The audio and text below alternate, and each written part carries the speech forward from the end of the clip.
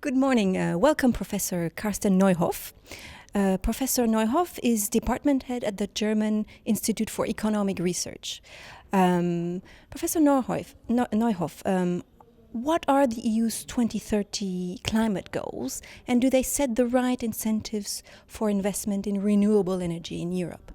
The European Union has agreed on a 40% emission reduction target across Europe by 2030 and wants to achieve 27% of renewables also by 2030.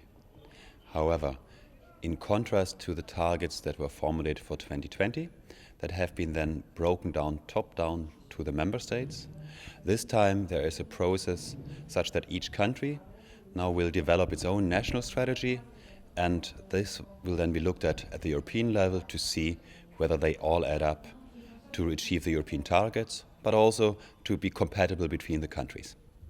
And we are right now in the middle of this process, so countries are encouraged to really think of what their 2030 strategy is, what they want to do to achieve the objectives of jobs, of energy security, of affordability, and of climate.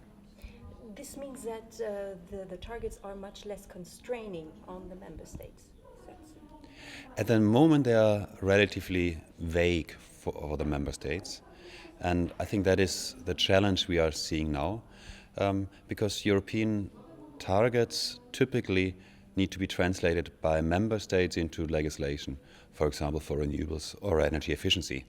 And only once they are then implemented as laws at the member state level, this will be then relevant for companies. And therefore, it is going to be quite important that member states have their strategy and then implement specific laws to reflect that strategy towards their companies and to provide them the economic framework for action. Oh, thank you. That's very interesting.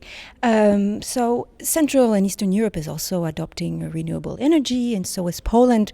Are actually the market structures in this region ready to adopt low-carbon technologies in general and renewables on a grand scale? Yes. I think the market structures in Central and Eastern European countries are not very different from the market structures that we have seen in Western European countries.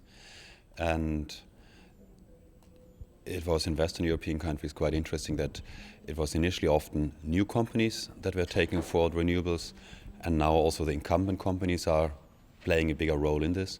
So it's interesting to see that I think a similar development is taking place in countries like Poland now. Okay, that is interesting. So Poland's electricity generation is provided by coal, to 90%, I heard this morning. Coal is very carbon intensive. How can Poland decarbonize its electricity mix without putting in danger its energy security? Because coal is seen as very secure.